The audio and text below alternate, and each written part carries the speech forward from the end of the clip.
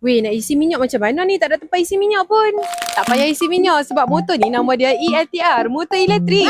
Ramai yang tak tahu ni dia naik motor elektrik sebenarnya. Nampak macam motor biasa kan? Sebab ELTR daripada KJ motor ni, sama je lebih kurang macam LTR yang pakai minyak tu. Lagipun sekarang ni Enforce dah bagi rebate 2,400 pakai Enforce Charge. Maknanya harga motor tolak Enforce Charge. Wih, jimat tu. Dah lah jimat, motor pun praktikal. Nak charge motor, charge dekat bawah ni. Sekali full charge 6 hingga 8 jam boleh dapat almost 70 km distance. Tapi abang akak memang tak rugi ambil motor ni sebab motor ni antara motor elektrik yang paling laju. Tapi laju-laju dia pun tak ada masalah sebab motor ni selamat tau, main brake disc depan belakang. Orang kata kalau bawa laju pun tak adalah gayat sangat. Motor pun main dengan poket dekat depan ni, siap ada USB port lagi. Dekat bahagian bawah seat ni pun boleh nak letak sebiji helmet, tapi helmet stand je lah. Cuma box siput dekat belakang ni kena add on lah, nanti kita adjust lah. Mana nak cari motor elektrik comel cute macam ni, tekan beg biru nanti dia roger semua detail. Bila lagi nak merasa bawa motor tak ada exhaust, sekarang lah masa dia.